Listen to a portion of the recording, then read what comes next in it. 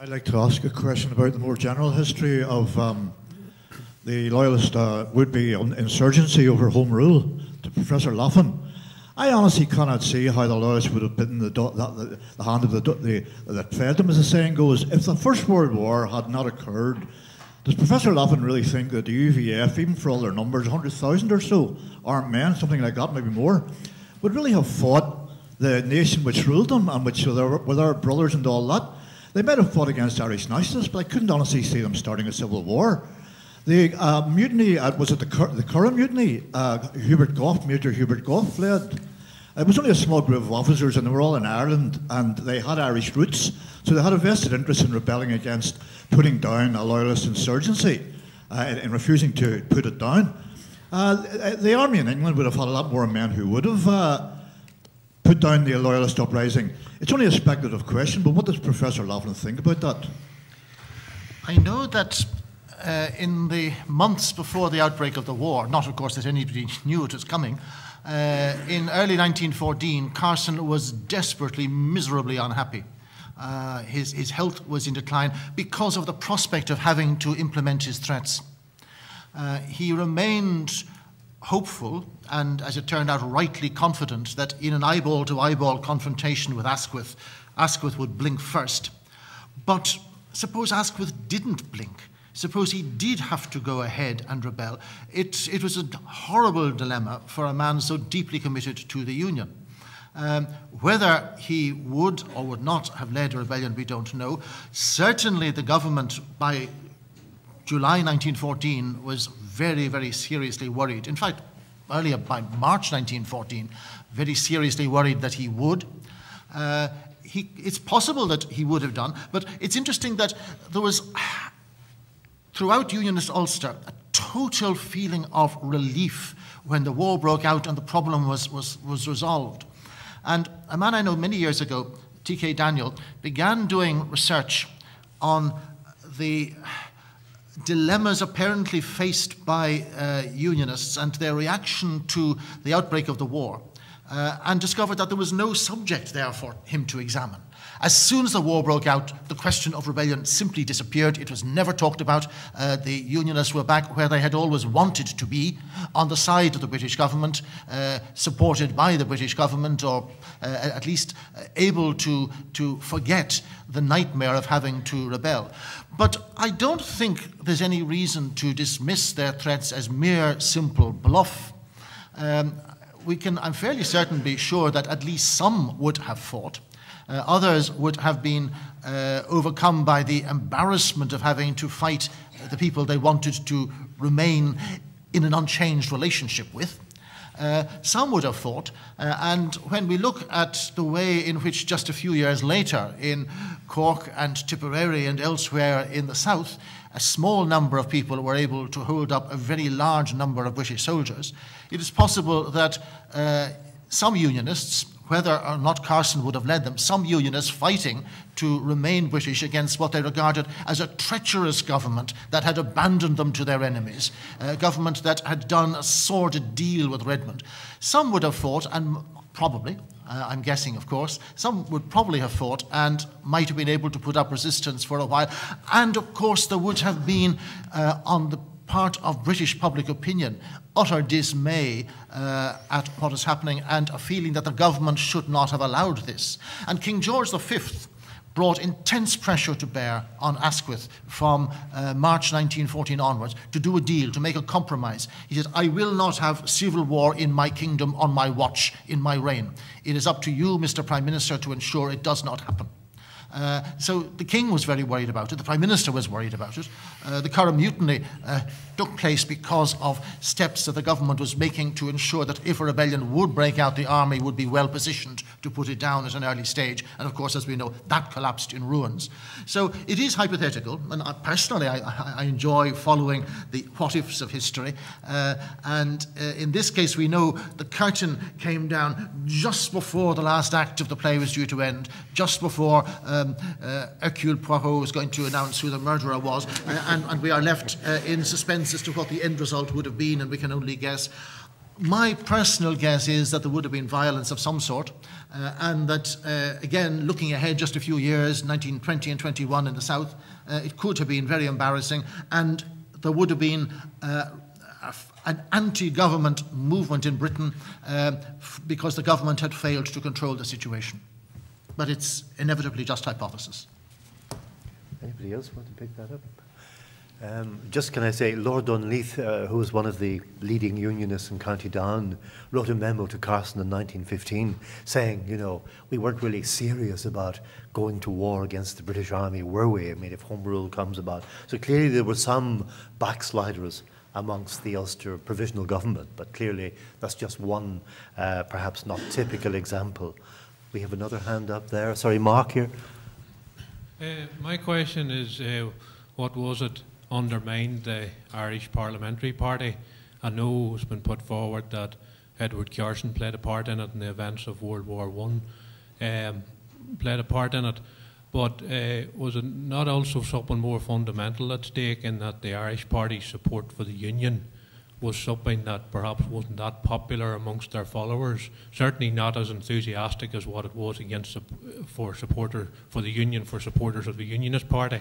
And it probably wasn't going to take a lot to turn the vast bulk of those Irish Party supporters from home rule within the Union to complete separation. And the events of World War I, the war itself, the British reaction to the Rising and the conscription crisis basically was the events that turned people against, or most of the Irish Party supporters against the Union. And the second question really is, there was two other characters in Irish nationalism over the period that haven't been mentioned, William O'Brien and Timothy Healy. What influence did they play in the development of Irish nationalism? So the decline of the Irish Party really, I suppose, in a sense, was there not that great a support for Redmond's view of home rule within the empire from the beginning? And what role did the minority nationalists in Cork play? Michael? Well, there was a feeling on the part of some of the Home Rule leaders, particularly John Dillon, that with the resolution of so many grievances, particularly the land question, the Irish might lose interest in Home Rule. They might be bought off. Maybe John Dillon worried, and this is mentioned, is quoted several times in F.S. Lyons' biography of Dillon, maybe Home Rule can be killed with kindness.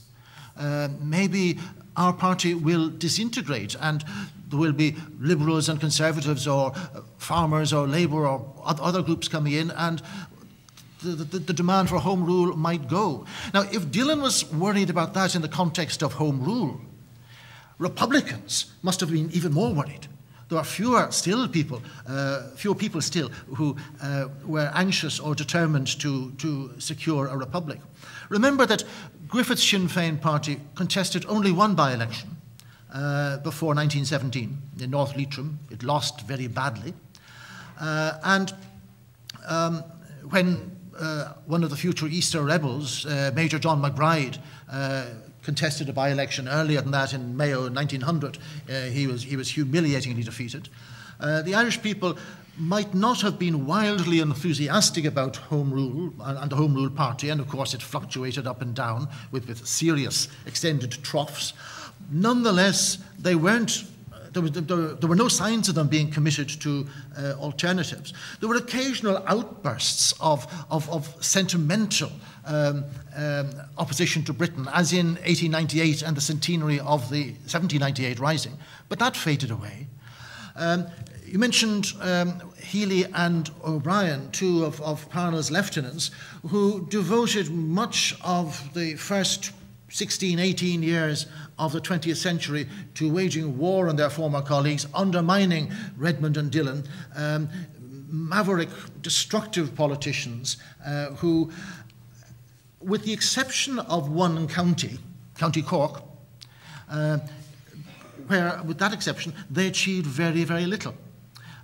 O'Brien, as a Cork man from Mallow, was able to secure the election of a block of Cork MPs, but it was a local party, it was a county party. It wasn't a national party that could think of challenging the Redmondites. And for much of the time, they were engaged in what Redmond and Dillon, I think quite rightly saw as a campaign of destruction, of undermining, of sabotaging the Home Rule cause, ultimately allying themselves with Sinn Féin after 1917 and 1918. So there were very many reasons why the Home Rule Party disintegrated. One that I haven't mentioned is the fact that it faced so little opposition. In, for example, the 1906 general election, of the 103 Irish seats, only 22 were contested. 81 were not. All the others, largely nationalists but also unionists, were returned unopposed. Ireland was effectively two separate one-party nations, with most of the island so staunchly unionist to Home Rule that there was no possibility of challenging it, and in North East Ulster, a similar pattern for the unionists. The result was that the Home Rule party machine had got fat, lazy, rusty, to change the image, mixed metaphors. It was an easy prey when a serious challenger emerged, with one exception, Ulster. Because in much of Ulster, the Home Rule Party had to fight every election and by-election on a very serious basis against a formidable opponent, the Unionists. And that meant that there, in much of Ulster, the Home Rule Party was organised, disciplined, and it's not surprising that when the Home Rule Party crashed in 1918 in most of Ireland, it survived, it revived in Ulster, and it remained until 1970, until the formation of the SDLP, the main voice of Irish nationalism. And even until 1934, as our chairman knows better than anybody else in this room, it was led by one of Redmond's lieutenants, Joe Devlin. So that, I think, is another reason that I didn't mention, and there are other ones too.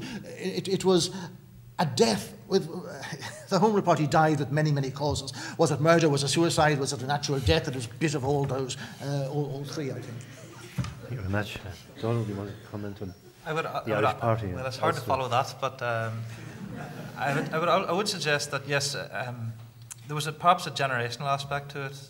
You know, if you consider that the 2 or 3 decades of increasingly popular cultural nationalist revival, of which we've sort of been touching upon tonight, had established the principle of separatism in the cultural field, I suppose you had new generations coming up with, you know, with more emphasis on speaking of Irish language because it was Irish, and, you know, the GA obviously had some exclusive rules with regard to policemen and so on, and they were getting bigger, so their influence was increasing. So I'm saying that perhaps had the big events of the 1910s not happened the way they did, my suspicion is that a more gradual replacement or displacement of the IPP may well have taken place as the new generations with maybe more ardent ideological Republican or nationalist, advanced nationalist beliefs came to the fore. It's fair to say also that in North East Ulster after 1916, among nationalists, the real fear was really partition rather than the issue of Home Rule versus Republic. And that explains why Joe Devlin, for example, trounces De Valera in Belfast Falls in 1918 by almost 3-1, and why the Nationalists actually win 2 by-elections in Ulster in early 1918 when they're on the crest of a wave in the south of Ireland. The South Armagh and East Tyrone seats are held by Home Rulers, you know, and while there's a generational aspect, there was this fear of partition in the hearts of Northern nationalists. And of course, this, as Michael has said, the sort of Home Rule Party in the guise of the Northern nationalists survives in Belfast in 1945, when the last of the Devlinites, D.J. Campbell MP, dies.